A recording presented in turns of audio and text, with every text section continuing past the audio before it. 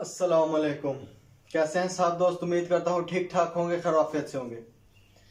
आज मैं कुछ सियासत पर बात करने लगा हूँ। तो जैसे सियासत पाकिस्तान में सियासी माहौल जो है वो फुल गर्म हुआ है, तो मैं थोड़ी सी बात आज करूँगा कि ये जो तहरीक अदम एतमाद है और जो कुछ खत वगैरह आया वज़ीर आज़म को मसूल हुआ, कहाँ से आया, इस बारे में थोड़ी सी बात करूँगा। तो वीडियो शुरू करने से पहले ना यही कहूँगा कि वीडियो शायद थोड़ी सी लंबी हो जाए। आप लोग कोशिश करना कि वीडियो को लास्ट तक ज़रूर देखें, क्योंकि हम लोग ऐसे हैं कि हम लोग जो है ना हकायक का नहीं हमें पता होता।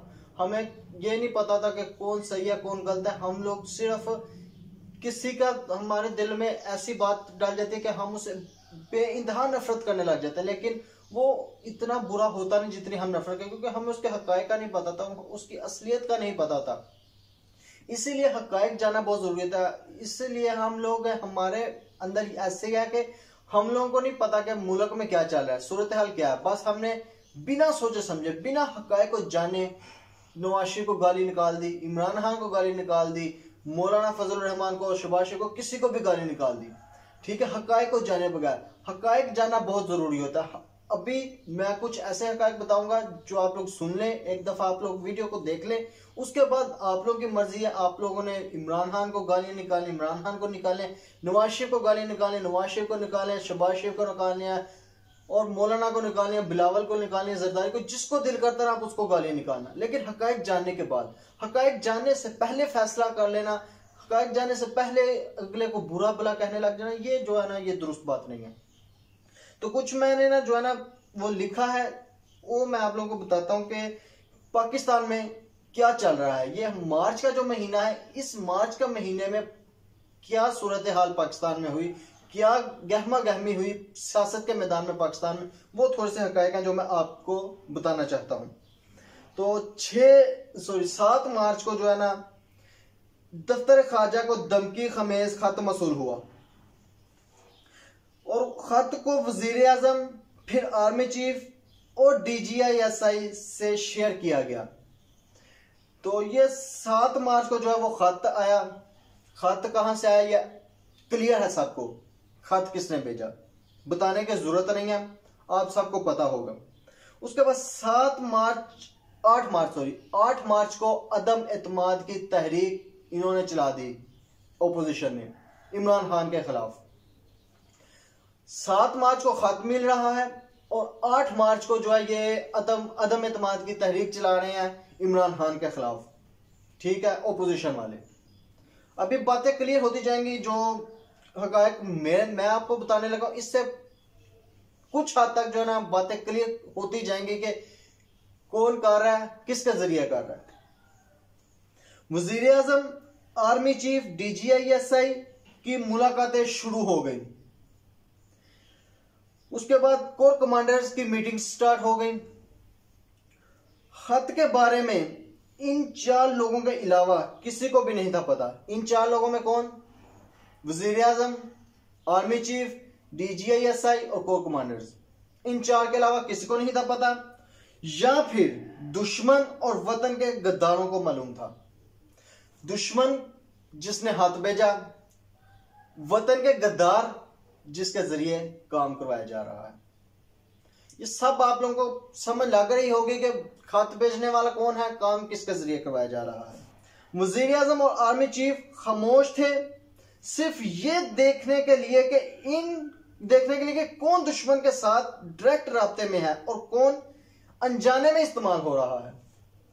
आर्मी चीफ और वजीर आजम इसलिए खामोश थे कि जिसने खत भेजा है उसके साथ कौन मिला हुआ है और कौन अनजाने में इस्तेमाल हो रहा है। अनजाने से मतलब कि अभी MQM है, जो कि कल ही MQM ने जो है ओपोजिशन के साथ मिलने का फैसला किया, वजीर आजम के खिलाफ जाने का फैसला किया। और यह है कि अभी यहां पे क्लियर सूरत हाल वाज़ेह, इसमें अभी तक कोई प्रूफ तो नहीं मिला कि ये ओपोजिशन ही है जो कठपुतली बन के इस्तेमाल हो रहा है। कठपुतली ओपोजिशन जो है उसको इस्तेमाल किया जा रहा है वजीर आजम के खिलाफ। बैरूनी ताकतें ओपोजिशन को इस्तेमाल कर रही हैं वजीर आजम के खिलाफ, और इसमें जो है अनजाने में आ गया, एमक्यूएम आ गया। एमक्यूएम को इस सूरत हाल का नहीं पता। अगर वज़ीर आज़म एमक्यूएम को खत दिखा देते हैं कि ये खत है, ये लोग इस्तेमाल हो रहे हैं, ये इनको इस्तेमाल कर रहा है, तो हो सकता है एमक्यूएम वज़ीर आज़म के खिलाफ वोट ना डाले। मुमकिन है कि एमक्यूएम वज़ीर आज़म के खिलाफ वोट ना डाले, लेकिन ये अभी वोटिंग से पहले कुछ कहा नहीं जा सकता। सूरत हाल कहां जाएगी ये वाज़े नहीं है। अभी कुछ लोग कह रहे हैं कि इमरान खान की शिकस्त वाज़े नजर आ रही है, लेकिन अभी कुछ भी कहना कबल अज़ वक्त होगा। तो ये अभी कोई नहीं कह सकता कि इमरान खान उतरेगा या नहीं उतरेगा।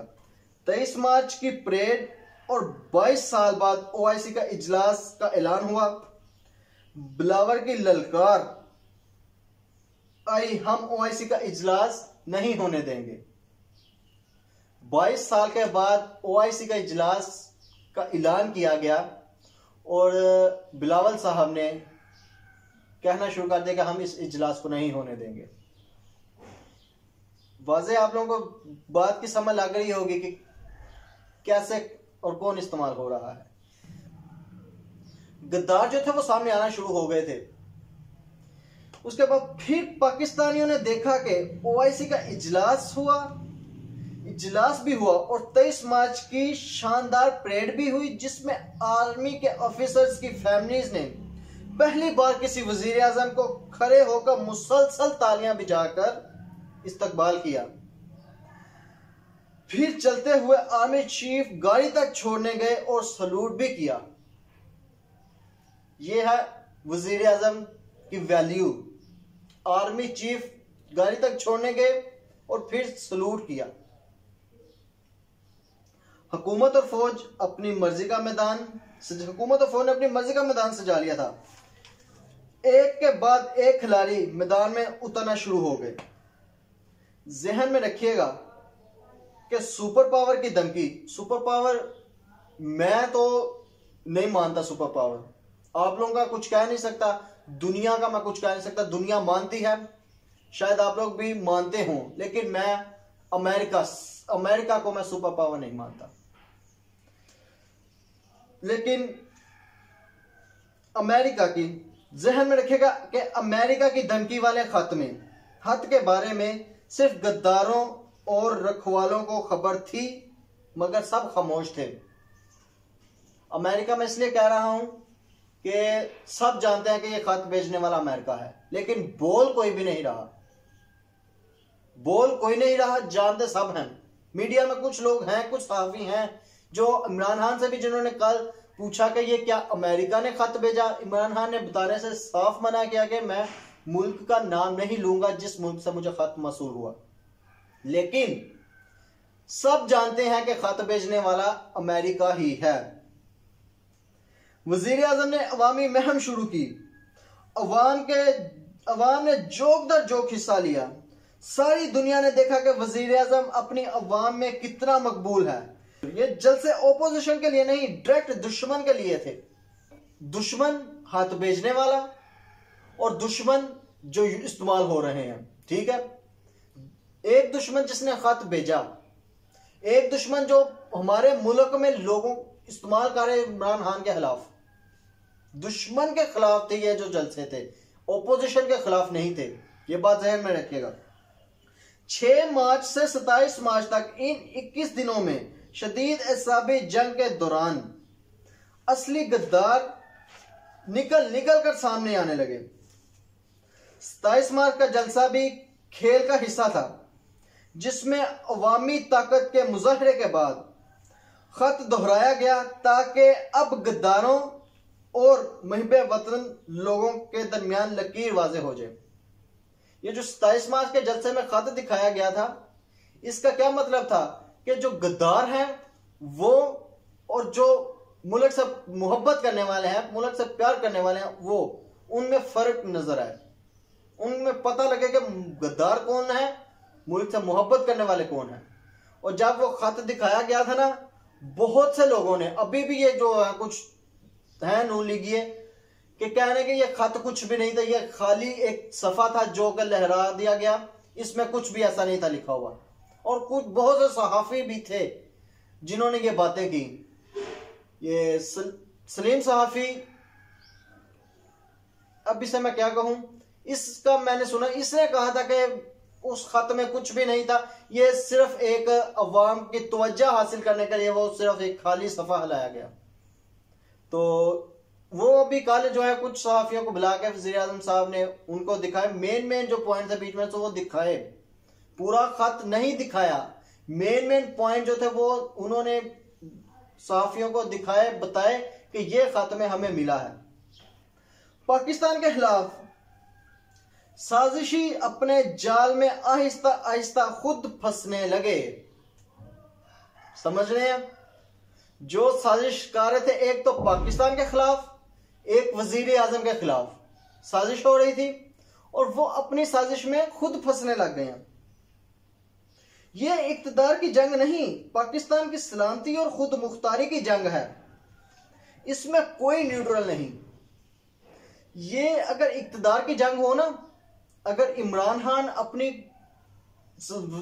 कुर्सी बचाने के चक्कर में हो, तो ये पूरे का पूरा खत जो है वो अवाम के सामने ला सकता है, मीडिया के सामने ला सकता है, और पूरे का पूरा खत लाने के बाद जो है इमरान खान अपनी कुर्सी बचा सकता है। लेकिन उस खत को वाजे करने के बाद मुल्क के बुरे हालात हो सकते हैं, इसीलिए इमरान खान पाकिस्तान का सोच रहा है, वो अपनी कुर्सी के बारे में नहीं सोच रहा। वो खत दिखाने के बाद आराम से अदम एतमाद का वोट भी हासिल कर सकता है, अदम एतमाद जो इन्होंने इसके खिलाफ चलाई, इमरान खान के खिलाफ चलाई, वो भी जीत सकता है और अपनी कुर्सी भी बचा सकता है। लेकिन ऐसा वो नहीं कर रहा। क्यों? क्योंकि वो पाकिस्तान को खतरे में नहीं डालना चाहता। कुर्सी जा रही है जाए, लेकिन पाकिस्तान खतरे में ना पड़े, पाकिस्तान की इज्जत को भी जरा सी आंच नहीं आने देगी। यह है लीडर। खेल अपने आखिरी मरहले में दाखिल हो चुका है। यकीन रखें, आपका मुल्क जो है ना महफूज हाथों में है, और आपका मुल्क महफूज हाथों में रहेगा। तो बात यह है कि इमरान खान ने 22 साल मेहनत की, 22 साल जद्दोजहद की, 22 साल के बाद 3.5 साल वजीर आजम रहा। एक भी करप्शन का, अगर इसके खिलाफ कोई भी करप्शन का केस है ना, निकाल के दिखाएं। करप्शन इसके खिलाफ नहीं।